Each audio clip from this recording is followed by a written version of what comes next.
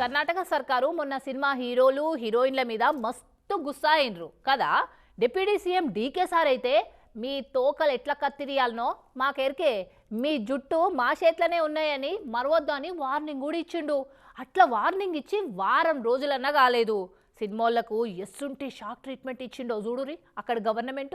హరికథ ఎంత మంచిగా చెప్పినా ఆరతిపల్లెంలో చిల్లర్నే చేస్తారని సినిమా డైరెక్టర్ త్రివిక్రమ్ సార్ చెప్పినట్టే ఎన్ని వందల కోట్లు పెట్టి సినిమాలు తీసిన సినిమా టికెట్ 200 మించి ఉండొద్దని కొత్త రూల్ తెచ్చింది కర్ణాటక సర్కారు. సింగిల్ పర్దా టాకీస్లకే కాదు మల్టీప్లెక్స్ టాకీసులలో కూడా గదే రేటట.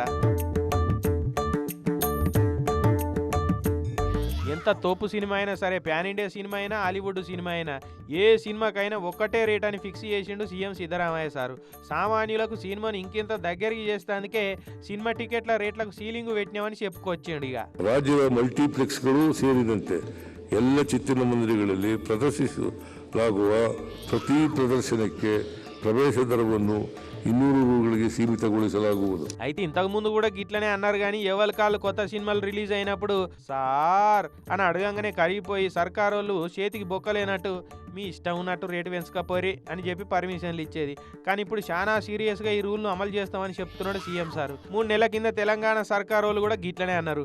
ఇప్పటి సంది అసలు తెలంగాణలో టికెట్ రేట్లు పెంపు అన్నదే ఉండదన్నారు. వారం తిరగక ముందే ఆ మాటలను ఒట్టు తీసి గట్టు మీద పెట్టినట్టు మీ ఇష్టం ఉన్నట్టు టికెట్ రేట్లు పెంచకపోరి అని చెప్పి పర్మిషన్లు ఇచ్చారు. మరి ఈ కర్ణాటక సర్కారు వాళ్ళ రూల్ కూడా తెలంగాణ సర్కార్ రూల్ లెక్కనే 3 రోజుల ముచ్చట అవుతుందా లేదా అన్నది చూడాలి. కానీ సినిమాలు సర్కారు వాళ్ళని కాంతలేరు, వాళ్ళను తొవ్వలకు తెచ్చుకునేందుకే ఇట్లా చేసిరని అక్కడి ప్రతిపక్షం వాళ్ళు అయితే తిట్టిపోస్తున్నారు.